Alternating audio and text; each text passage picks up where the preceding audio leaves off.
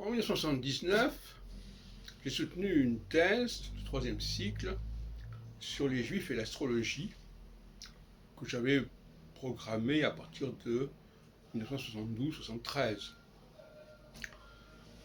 J'ai donc d'étudier au Moyen-Âge, notamment au XIIe, XIIIe siècle, XIe, XIIe, XIIIe siècle, en Espagne, le rapport des penseurs juifs majeurs à l'astrologie.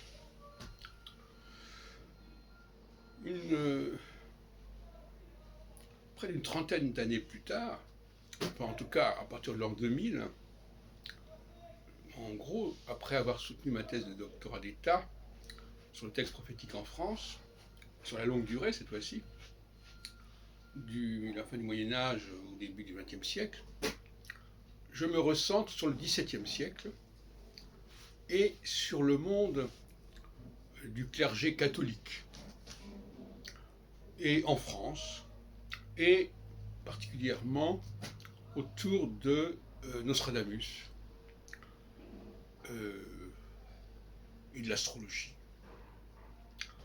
Donc il y a un parallèle entre ces deux mémoires, ces deux ouvrages,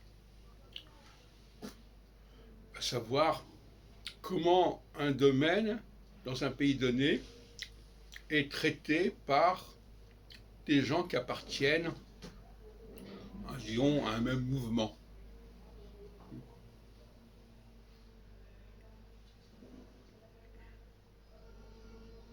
Donc il y a une cohérence. Le monde juif et l'astrologie, en 85, paraît ma thèse d'État, ma thèse de troisième cycle, et puis mes travaux sur Nostradamus, sur la critique Nostradamus, puisque ça s'appelle quand même le dominicain Jean-Giffred Dréchac et la naissance de la critique nostradamuque. Voilà ce que je voulais dire, c'est-à-dire je cherche toujours une cohérence, puisque je suis dans une phase hypermnésique, on essaie de trouver de la cohérence dans ce qu'on a fait au cours des dernières décennies, dans certains cas.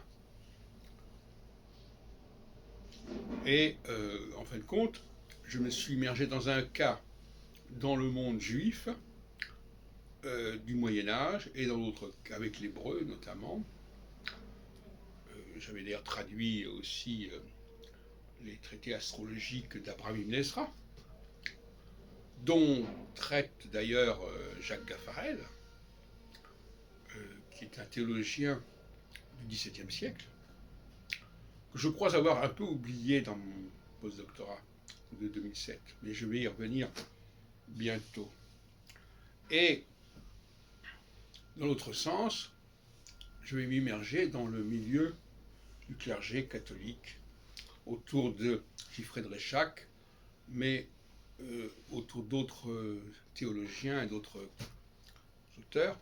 Giffred Dréchac, qui d'ailleurs publie anonymement ses éclaircissements sur les vrais quatrains, je crois que ça s'appelle comme ça, véritables quatrains.